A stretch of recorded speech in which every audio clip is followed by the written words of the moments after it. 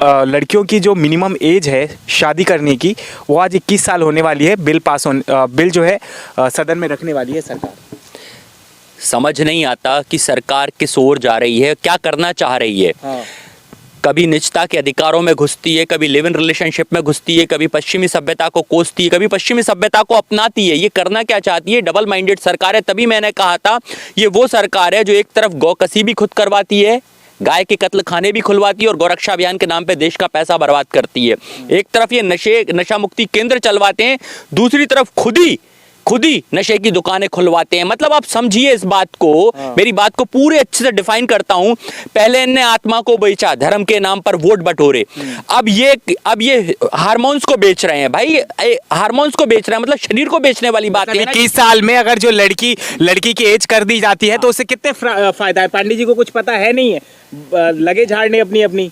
देखो ऐसा है, आपको मुझे नहीं पता आपको कितना जानते हो क्या नहीं जानते। आप लड़की हो क्या? लड़की की फीलिंग समझ सकते हो क्या? लड़की क्या चाहती है एक बार बताओ। सरकार ऐलान कर देती है कि आज 5 नंबर का जूता सब पहनेंगे, तो ये चलेगा क्या? सर जूते और लड़की नहीं कपड़े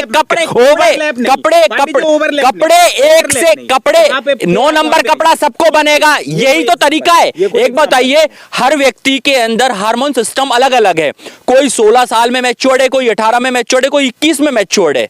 आप इसका एक एवरेज निकाला जाता है, इसको 18 साल किया गया था ऑलरेडी। और आज बढ़ती हुई देखिए, जैसे जैसे जनरेशन बढ़ रही है वैसे वैसे ही आज जनरेशन के अंदर मैच्योर्डनेस कम उम्र में बढ़ती जा रही है। ये तो सरकार इस तरीके से ये शो नहीं सरकार भाषा बोल रहे हो आप भी, ओवैसी की भाषा बोल रहे हो। देखिए ये ओवैसी की भाषा है ना। नहीं, ये भाषा कहीं को कहीं तो गिरेगी, ये भाषा कहीं ना कहीं तो गिरेगी ना जाके। आप किसी से जोड़ दीजिए, उससे फर्क नहीं पड़ता।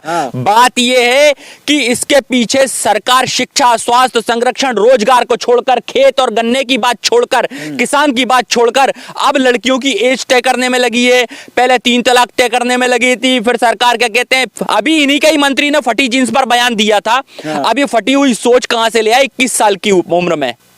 दिक्कत क्या है इससे? घाटा क्या है आप बता दें मुझे। इससे फायदा भी क्या है आप बताओ ना। नहीं मैं क्यों बताऊं? फायदा क्या? फायदा मुझे नहीं दिखता। फायदा ये है कि जो बाल विवाह होते थे वो नहीं होंगे। सरकार क्या ये सरकार क्या ये कहना चाहती है कि लड़की 21 साल तक समझदार नहीं होती? मतलब लड़की को बेवकूफ कहना चाहती है क्या सरकार कि 21 साल तक लड़की समझदार नहीं होती, इसे 21 साल तक घर में बांध के रखो? क्या कहना चाहती है सरकार? 1939 में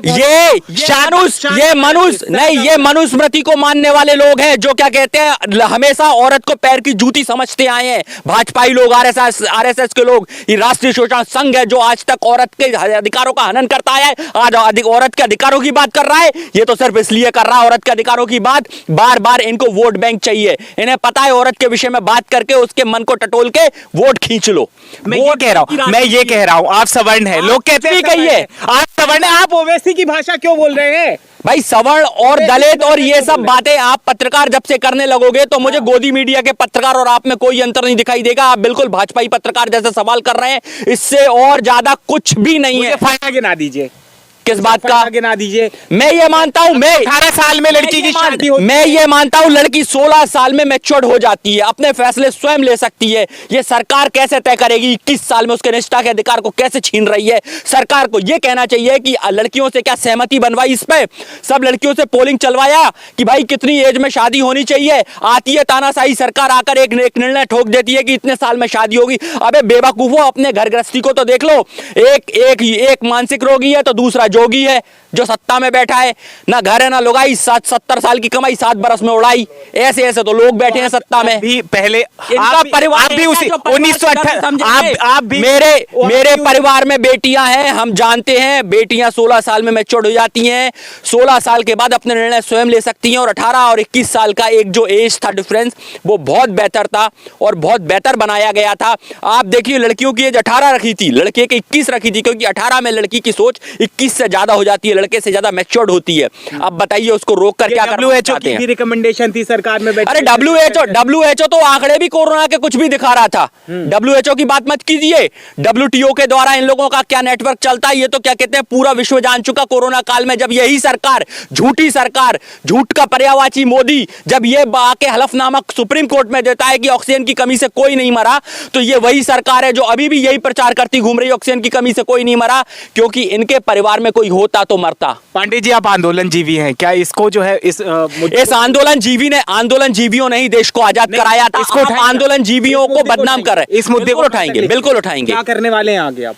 देखिए, लड़ाई खेत से शुरू हुई थी, हाँ। किसान से शुरू हुई थी, हाँ। अब ये जवान तक जाएगी और देश की महिलाओं को उनका सम्मान दिलाएगी। उनके सोच पर किसी सरकार की सोच नहीं चलेगी। सरकारी सोच अभी तक सरकारी संपत्तियों तक ठीक था, लेकिन अब अगर निजी जिंदगी में दखल डालेगी तो हम ईंट का जवाब पत्थर से क्या देंगे। पांडे जी ये चाहते हैं कि वो 1939 वाला वही 14 साल की एज में लड़कियों की शादी कर? नहीं ना, यही चाहते हो क्या? संवैधानिक रूप से जो देश आजाद हो चुका है। 1950 के बाद जो कानून लागू हुआ था उसको बदलने की जरूरत क्या पड़ रही है? क्या था 1950 के बाद 18 और 21 वर्ष की आयु में शादी वाला कानून में प्रॉब्लम क्या है? बाबा भीमराव अंबेडकर से क्या इन्हें ज्यादा दिक्कत है क्या? संवैधानिक प्रक्रियाओं से ज्यादा दिक्कत है क्या इन्हें? मुझे तो ये समझ नहीं आता। अगर 18 से 21 हो रही है, अलीगढ़ हड़ीगढ़ हो रहा है, तो क्या दिक्कत है? एक बात बताइए, हाँ।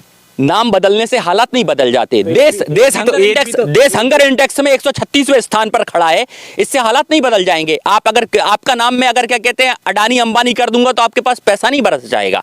ये सब फिजूल बातें ना बंद करें, ये सस्ती राजनीति बंद करें, काम की राजनीति करें। प्रचार तंत्र में पैसा खर्च करने वाली मोदी सरकार अब कम से कम जनता के लिए काम करना शुरू कर दे, मेरा यही संदेश। बिल पास हो जाएगा, आप क्या करेंगे? बिल पास हो जाता है सदन में, क्या? मैं तो चाहूंगा देश की आवाम में पूरी महिलाओं से कि इस बार सरकार को नारी सम्मान के लिए खड़े होकर यह बताएं कि नारी अपने लिए सवाल और जवाब करने के लिए मैच्योर्ड है और अपने निर्णय लेने के लिए भी मैच्योर्ड है। उसे किसी सरकार पर जवाबदार नहीं होना पड़ेगा।